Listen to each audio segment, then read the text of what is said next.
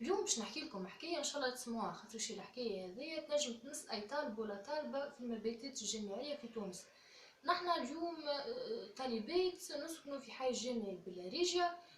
تفاجأنا اليوم قرار من المدير يقول لنا فيه اللي لازم تغادروا جناح دي باش يعملوا فيه اشغال ولا ما نعرف شنو.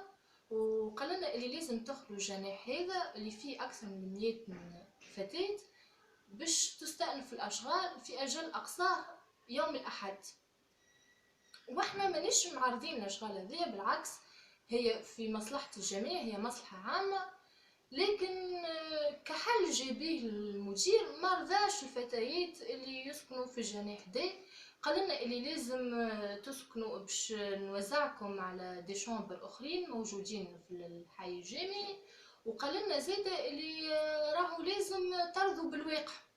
والواقع شنو فيه اللي راهي شومبر هي نورمالمون ا2 فيها، يعني نورمالمون زوز فتيات، لكن باش يحطوا فيها 4 و5 فتيات، اوركو هي ما تستوعب كان زوز. احنا راضيين بطبيعه باللي كونديسيون اللي خايبه برشا اللي قاعدين نعيشوا فيها، فما بالك توا باش نسكنوا في شومبر اكات وهي ما تستوعب كان زوز.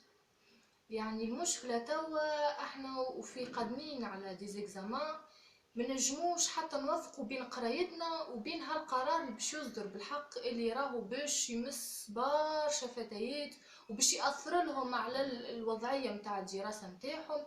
ما نعرفش وقتاش اتخذ القرار هذايا، خاطرش احنا سمعنا بيه العشية.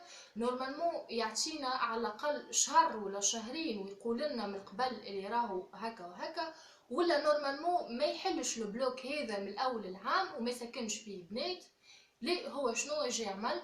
جينا اليوم وخبرنا بالقرار هذايا وقررنا اللي راهو القرار هذايا حاسم ولازم تغادروا لي شومبر. انا باش نوريكم توا شومبر، هي شومبر العاديه، هي نورمالمون تهز دو، اما هو سيد المدير باش يسكن فيها 4.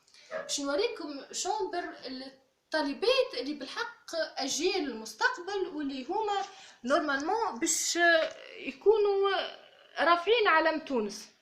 هذه الفرش، وكل طفله نورمالمون باش تولي تسكن يعني تحت هكا في الكونديسيون هذه، تحت صاحبتها، يعني باش تعفسها صاحبتها.